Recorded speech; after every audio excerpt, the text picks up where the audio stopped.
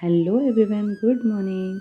गुढीपाडव्याच्या आणि मराठी नवीन वर्षाच्या तुम्हाला सगळ्यांना खूप खूप शुभेच्छा. पाडव्याच्या आदल्या दिवशीच मी आणि मुलांनी घराची सगळी साफसफाई केली होती. त्यामुळे पाडव्या दिवशी सकाळी आम्हाला काही जास्त करावं लागलं नाही. त्यामुळे पूजेची तयारी छान झाली. गुढी उभारायचं वेळ सकाळी 7 ते 8पर्यंतच होती. त्यामुळे माझी मी इथे लगबग चालली होती. क्षितेशच्या पप्पांनी सांगितलेलं त्या वेळेतच झाली पाहिजे. आणि मग मी इकडे सगळी पूजेची तयारी केली. तोपर्यंत निखिल आणि त्याच्या पप्पांनी कळोख जो आमच्याकडे म्हणतात गुढी उभी करतात त्याची सगळी तयारी केली. तो धुवून वगैरे स्वच्छ घेतला. बाकी साडी वगैरे त्याला बांधून घेतली. आमच्याकडे जेवढी गुढी मोठी उभी करता येईल तेवढी उभी करतात.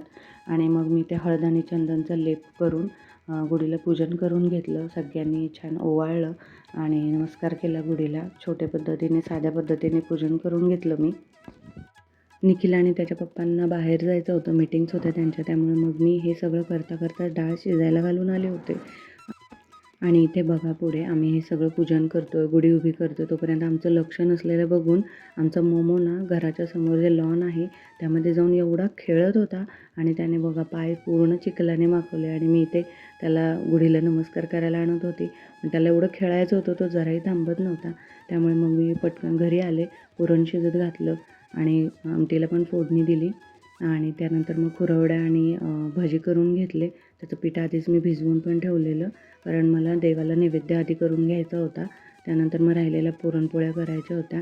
मी सगळ्या क्लिप्स घेतल्या, पण यावेळेला पुरणपोळीची क्लिप्सच नाही घेतली. आणि इकडे मी बघा देवाला नैवेद्य वगैरे दाखवला, गुढीला पण नैवेद्य दाखवला, मुलांनी पूजा केली. आणि मग त्यानंतर मी पटकन राहिलेल्या पोळ्या करून घेतल्या. निखिल त्याचे पप्पा जेवून ते गेले बाहेर कामाला. क्षितिज जेवला. त्यानंतर मी टेरेसवर गेले, थोडेसे फोटो काढले. त्यानंतर जेवायला घेणार तेवढ्यात गारांचा एवढा मोठा पाऊस आला की कायच सांगू तुम्हाला, धो पडत होता. माझ्या पूर्ण गार्डनचा पूर्ण सत्यानाश झालेला आहे आता. आणि आता हे सगळं मला करावं लागेल. पण एवढ्या गारा लागत होत्या, पण गारा खाण्याचा मोह काही माझा आवरला नाही. आणि मला काही धाडसच होत नव्हतं खाली जाऊन खाण्याचा. त्यामुळे मग क्षितिजने मला बघा आणून दिल्या. त्यानंतर मग मी जेवले. सो आजच्या व्हिडिओमध्ये एवढंच. व्हिडिओ आवडला असेल तर नक्की लाईक करा. चॅनलवर नवीन असाल तर सबस्क्राईब करा. भेटते तुम्हाला नेक्स्ट व्हिडिओमध्ये. Until then take care, bye.